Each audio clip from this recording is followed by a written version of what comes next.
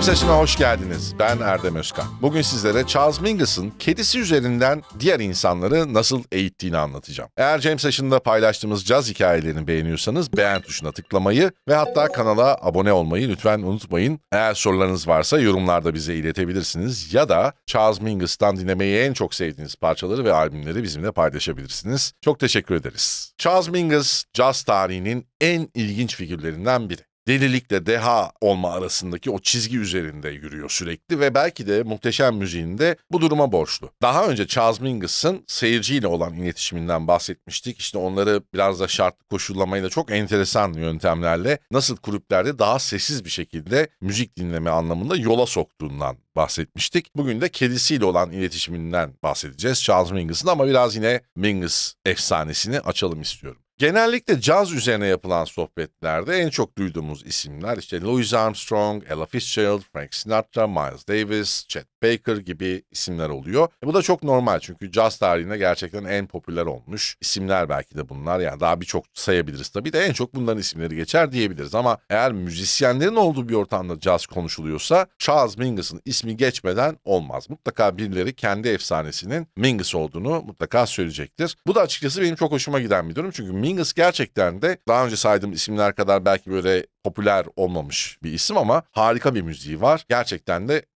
mutlaka üzerinde durulması, incelenmesi, dinlenmesi ve anılması gereken dahiyane bir müzisyen. Müzikal anlamda Duke Ellington orkestrasıyla çekişebilecek kadar güzel orkestrasyonları olan bir müzisyen, bir aranjör, bir besteci Charles Mingus. Parçalarında Charlie Parker, Miles Davis vari sololar duyabilirsiniz. Yani her anlamda aslında çok kaliteli müzik dinleyebilirsiniz Mingus parçalarında ve albümlerinde. Charles Mingus 1922 yılında doğmuş ve etnik olarak çok karışık bir kökeni var. Çok detaylarına girmeden şöyle özetleyebiliriz. Hong Kong'dan Almanya'ya kadar uzanan bir etnik kökeni var ama kendisi Amerika'da doğmuş mesela. Öyle düşünebilirsiniz. Çok küçük yaşlarda özellikle Duke Ellington orkestrasını dinleyerek caz kulağını geliştirmeye başlıyor. Önce trombon çalmayı öğreniyor, sonra ise cello çalmaya başlıyor. Cello konusunda çok hevesli, yani cello gerçekten çalarak devam etmek istiyor hayatına ama o dönemde şöyle bir şey var. Klasik müzik orkestralarında maalesef siyah müzisyenlere asla yer verilmiyor o dönemde. Dolayısıyla aslında cello konusunda profesyonel bir kariyer izleme şansı Charles Mingus'ın yok. Öte yandan cello çalarak caz da yapamıyor çünkü cazda yeri olan bir enstrüman değil cello. Dolayısıyla hani cello hayallerinin biraz yarım kalıyor diyebiliriz. Hatta kendi otobiyografisi olan Beneath the Underdog'da şöyle bir ifadesi var. Buddy Collette orkestrasında basçı olarak çalmaya başlayana kadar aslında hala kafasında, hayalinde bir cellist olmak varmış. Tabii formal bir müzik eğitimi de almadığı için, hızlı nota okuma tekniği çok küçük yaşlarda henüz gelişmediği için klasik müzikten biraz onu uzaklaştıran bir faktör oluyor. Bir yandan işte o ırktan dolayı orkestralara girememe, bir yandan bununla ilgili eğitim alamama, kendini geliştirememe durumları açıkçası onda bir iz de bırakıyor ve bunu yetişkinlik hayatında, profesyonel müzik hayatında Charles Mingus'ı çok net bir şekilde görüyoruz. Çünkü genelde yaptığı parçalar, besteler hep bu ırkçılık, ayrımcılık ve işte buna karşı duruş gösteren eserler oluyor. Neyse ki yani cello için öğrendiği bir takım teknikler kontrbas çalmasında da işe yarıyor. O yüzden o geçişi hızlı yapıyor diyebiliriz Charles Mingus için. Bu arada şuna da değinmek isterim. Yani cello ve kontrbas bunlar farklı enstrümanlar. Cello, kontrbas tamamen farklı enstrümanlar. Bazen caz konserlerinde ya Erdem Bey cellistiniz gerçekten çok iyiydi diyoruz. Bizim cellistimiz olmuyor caz konserlerinde. Kontrbasçımız oluyor. Cello'nun kullanıldığı konserler olabilir. Bazen mesela büyük orkestralarla cello'nun da olduğu, işte kemanların olduğu, yaylıların olduğu büyük orkestra konserleri de veriyoruz. Orada cello görebilirsiniz ama genellikle küçük caz kulüplerinde çaldığımız konserlerde gördüğünüz ayakta çalınan enstrüman kontrbastır efendim. Cello değildir. Yeri gelmişken bunu da söyleyelim. Cello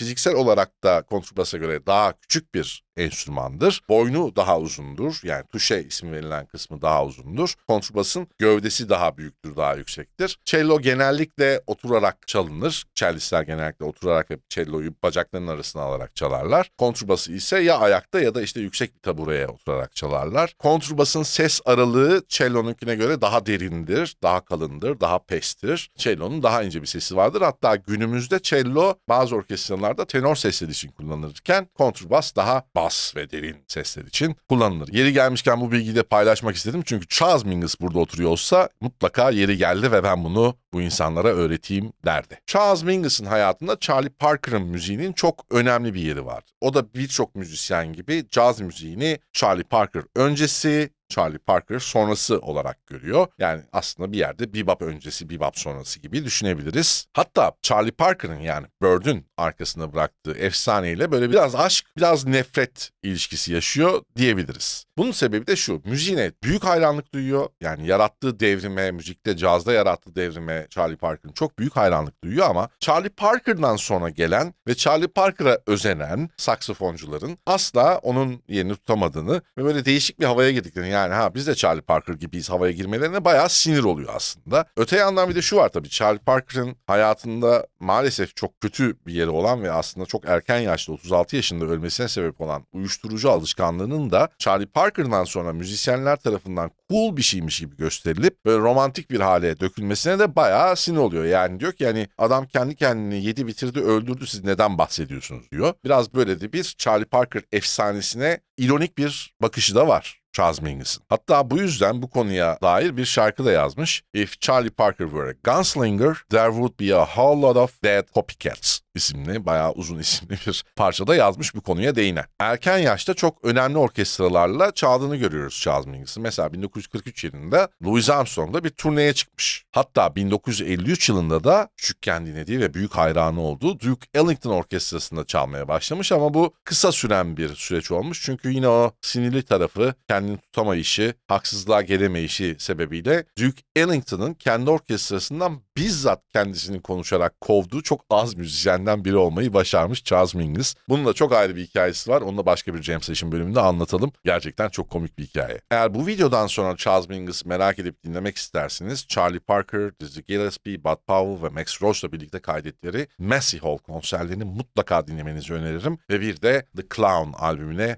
mutlaka göz atın. Charles Mingus, cazın sinirli adamı olarak bilinse de kedisiyle olan ilişkisi bir o kadar neşeliydi. Öyle ki kedisine insan gibi klozet kullanmayı öğretecek kadar da yaratıcı bir kişiliği vardı Charles Mingus'ın. Peki Mingus gibi müzikal bir dehayı gerçek anlamda dinleyebilmek için neye ihtiyacınız var? KEF LSX 2 gibi harika bir ses sistemine ihtiyacınız var. Tıpkı Charles Mingus'ın sinirli ve esprili yanının müthiş bir denge içerisinde durduğu gibi KEF LSX2 de müziği size harika bir uyumla sunar. KEF LSX2, Charles Mingus bir kenarda müziğini yaparken orada dolaşan bir kedinin ayak seslerini duyabileceğiniz kadar hassas ve berrak bir ses kalitesine sahip. Şimdi tek yapmanız gereken kedinizi alıp KEF LSX2'nin karşısına geçip caz dinlemek.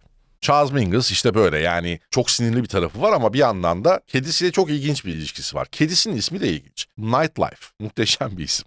Kedisine 3 hafta kadar kısa sayılabilecek bir sürede insan gibi klozet kullanmayı öğretmiş Charles Mingus. Yani baya öğretmiş. Bununla da kalmamış. Nasıl öğrettiğini bir broşüre 4 madde halinde yazmış Charles Mingus ve bunlardan binlerce bastırıp sokağa çıkıp insanlara elden tek tek bakın kedinize klozet kullanmayı böyle öğretebilirsiniz. Böyle öğretebilirsiniz. Bakın buyurun siz de kedi alırsanız bir gün öğrenin falan gibi dağıtmış tek tek. Yani evet, ben de bazı arkadaşlarımın kedilerinin klozet kullandığını görüp çok şaşırdım. Bir veya iki kere buna şahit oldum diyebilirim ama hani bu eğitilerek mi oldu, kedi kendisi mi öğrendi bunu da bilmiyorum ama ya ilk defa bunun broşürünü yapıp sokakta dağıtan birini duydum ben de bu hikayeyi okuduktan sonra. Bastırdığı broşürde Charles Mingus'ın çok detaylı bir şekilde işte önce karton kullanacaksınız, sonra o kartonu işte klozetin üzerine koyacaksınız, sonra bir süre sonra klozetin üzerinden kartonu alacaksınız falan. Çok detaylı bir şekilde yazıyor. Bunu internette de bulabilirsiniz aslında. Hala Charles Mingus'ın web sitesinde yer alan bir broşür bu. Ve hatta en sonunda da şunu ekliyor. Yani bunu siz öğretmeyebilirsiniz ama kediniz kendi kendine sifon çekmeyi bile öğrenebilir. Yani bir gün yatıyorken, uyuyorken tuvaletten bir sifon sesi gelirse şaşırmayın. Kediler bunu da kendi kendilerine öğrenebiliyorlar gibi bir notta bırakmış broşürün sonuna. Tabii bu noktada Charles Mingus'u biraz bilen, onun tarzını, tavrını, insanlarla olan iletişimini biraz bilen birisi şunu düşünecektir mutlaka. Ya Charles Mingus bunu yaparken gerçekten kedisini mi eğitmiş yoksa acaba yine insanlığı mı